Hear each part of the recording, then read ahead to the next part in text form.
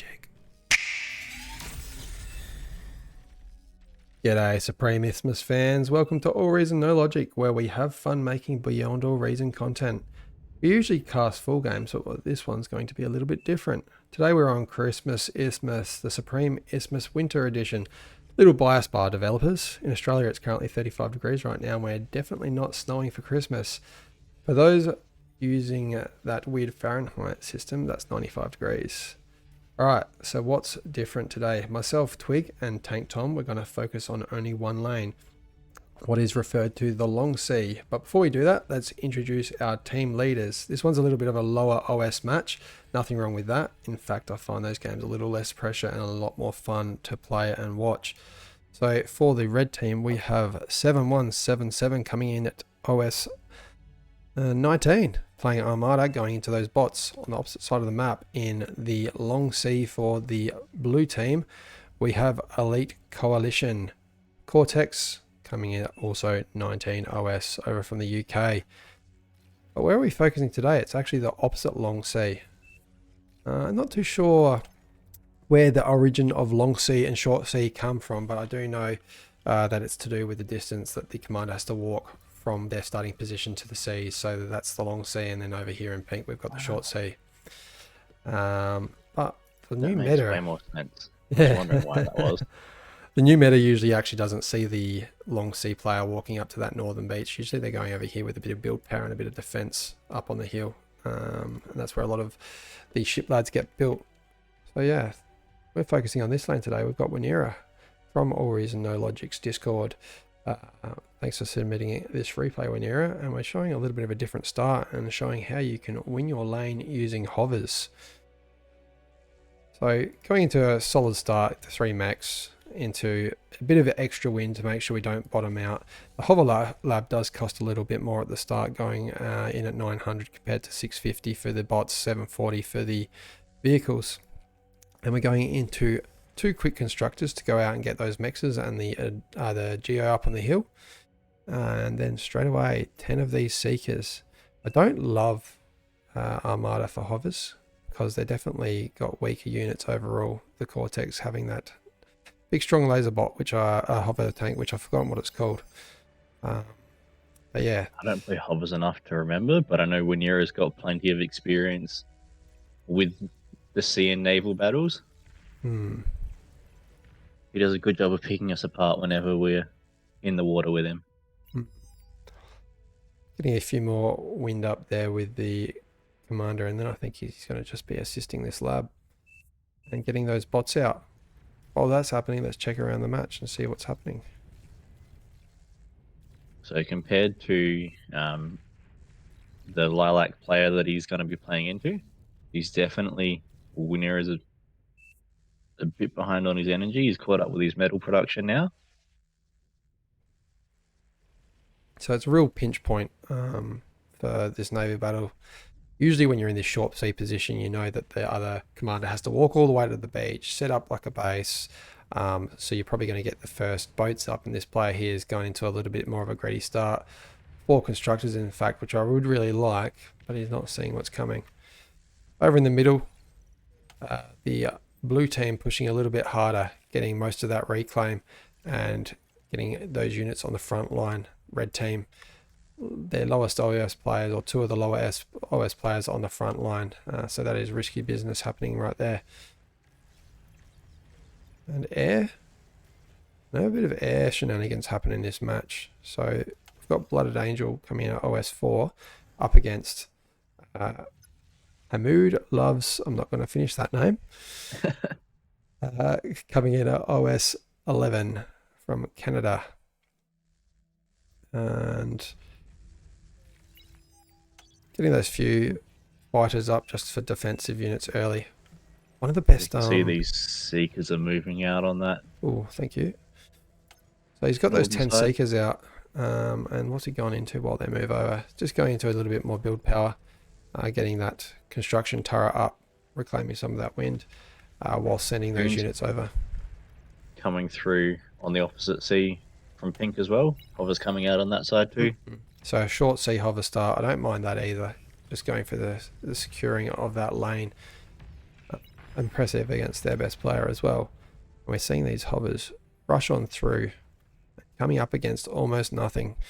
So even if we did see a couple, oh wow, that's a greedy, gone straight into T2. So even if we did see a handful of ships come out of this, what we call that, lavender coloured player, they would be quite quickly taken around, out by the surround bonus that this many hovers will do. And nice job by Vanera getting those units in there and taking out this shipyard before the first boat comes out. You do want to see us around though, so what you want to do is select all those and then kind of draw them out like that And around just the as base. you're saying that, he's starting to spread them out a bit. And you saw how many just died by having them right up against that shipyard. So you want to also make sure you keep your targets out of range. That's the sort of thing where the fight commands come in useful, because you can leave them at maximum range when you're fighting into a base. Yeah, I've got to pull on shurikens over here, stopping these hovers, but we need units out here as well to take these out. Nothing coming up. We've got a shell shocker coming out of green. Not what you want to go against these light tanks. They're so weak, but when there's nothing against them, you're going to go all right.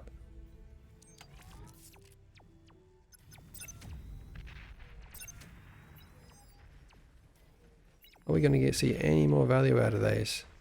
I think we're going to see them all go down as we do. And in this lane, so now those hovers have massively taken out the purple player. What Wanira has done is gone over here and built these construction turrets like we do see as the typical meta for this lane now. Sometimes we get some longer range defense up here as well to prevent any shelling, like the gauntlets. But building this shipyard, getting it up quite quickly, I wouldn't mind seeing the hover reclaimed though at this stage. Having said that, wind is the issue right now. Interestingly enough, Wanira's behind on eco compared to that lilac player that he's fighting into, because the hovers weren't able to take out the energy and all the mexes were still left underwater. Yeah, we did see There hasn't those been a hovers lot of jump up on eco the ship. damage. Sorry, on the jump up on the land. I would have liked to see them stay and take out that energy.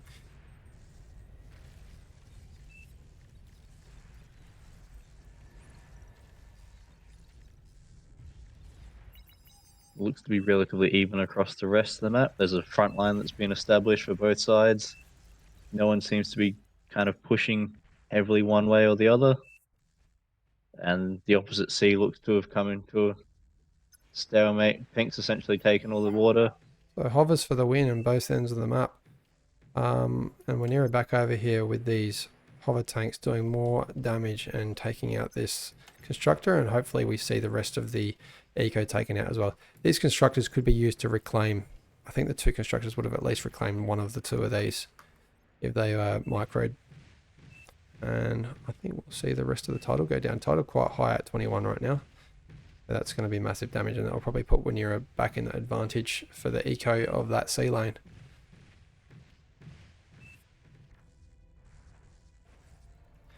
Yeah, and we can see now that Wanira's got his geo up. He's well and truly ahead on the energy front. And if you didn't notice, he's jumped straight from T1 shipyard straight into T2. So extremely greedy, but rightly so, because he has won that lane. He knows he's scouted what he's against, and nothing can combat that sea lane.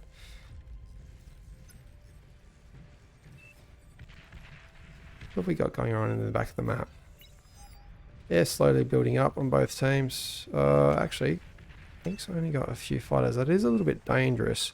Going into a lot of eco, this pink player. Focusing on getting this T2 up. We're only 8 minutes in. It is great to get this T2 up. We probably would like to get another half dozen fighters up just in case there is a bombing run coming. I can see 3 bombers relatively as well. light on if 4 bombers. hovers are up on the land again, going for the geo. Oh, there we go. I've got one of those stronger. That's an anti-air as well. I like that. To take out the shuriken. Great play there. And that's a Learning lot from of that energy first go play to down. make sure that he's not going to fall to the same units again. Taking out a mechs, shutting down both of those those basic solars, closing up shop and not producing anything. And we do have wind together here, so if we can take out a couple of those, they will chain react, but I don't think we're going to quite see that damage unless we see some splash. Nice micro though. Maybe we'll get another max. Those Getting the seekers damage very that he quick. can out of there and then running off when the units are approaching. If nothing else, it draws the Ooh, attention off juicy the front target. lines. We're going for those converters, which will go down very fast. Oh, are we going to micro though? As long as he's nearby and he's getting shelled, Go. then That's a good point. Nicely done. whether And it's your damage or your opponent's damage that kills their stuff is largely irrelevant. got a couple of those Maelstrom's fast raider ships going up just in case we see entry back into the water from the Lavender player. But very nicely done from Rhaenyra, and that is how to win a lane with hovers. I do not think maybe that would work in higher OS games where players generally know you got to get defenses up and not rely on the fact that if you can't see anything you see that nothing's coming. But I think it's a good example of if you're not fighting into anything and you can push. He managed to. He was expecting resistance, found there was nothing, and then essentially wiped the sea and Yeah, continued onto the land and started harassing. I'm seeing a lot of bombers built out of the light blue player. Wonder what's happening there. I think he's definitely focusing hard into... Oh, and we've even got a note here from the pink player that they've seen the bombers in the sea, but only building a few fighters. On slow repeat and focusing on that eco.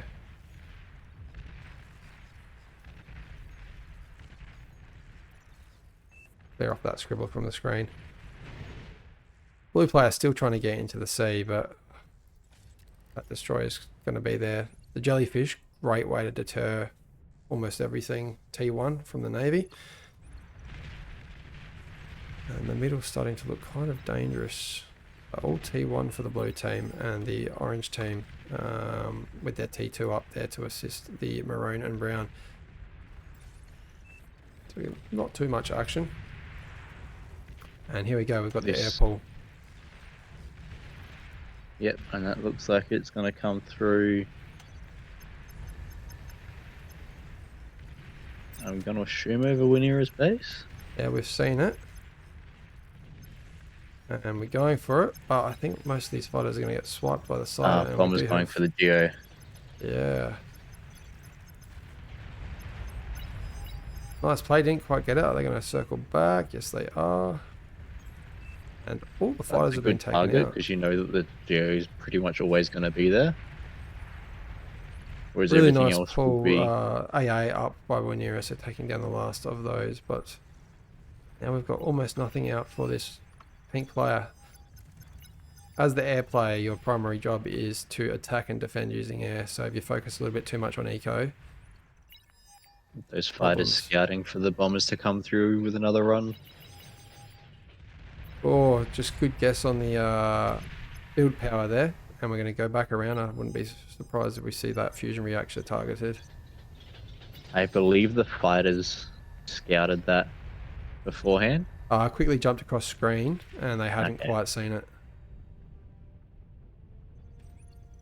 You can generally assume that these two eco players are going to be in similar spots with similar amounts going on.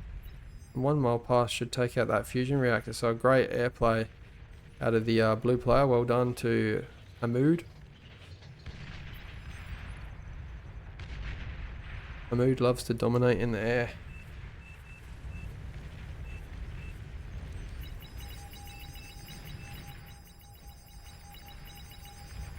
We're going to speed up this game to a higher speed now because, to be honest, it's looking very healthy for the red team. That eco there's 40%, so we're going to chuck this up onto 4 times speed and just look what happens for the rest of the game.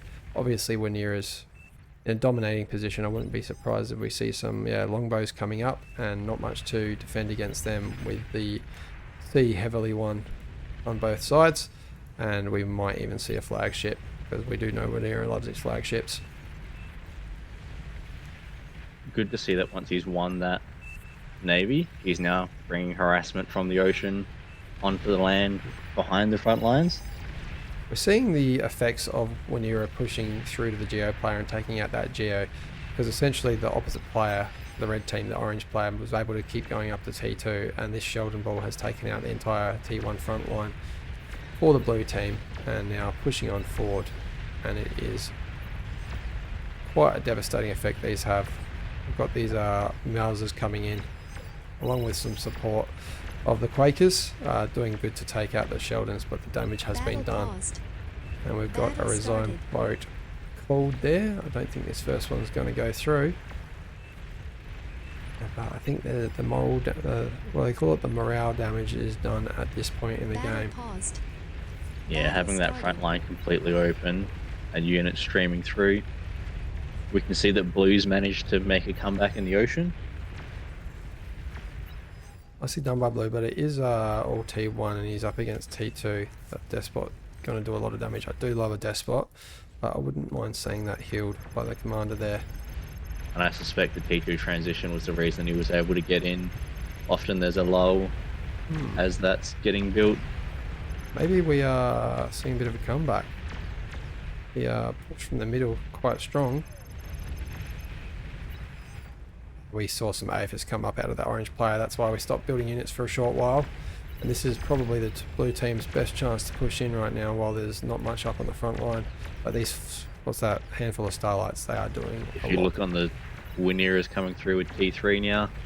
I didn't even see that. Nicely played. That's how to do a sea lane for sure. Completely missed that one.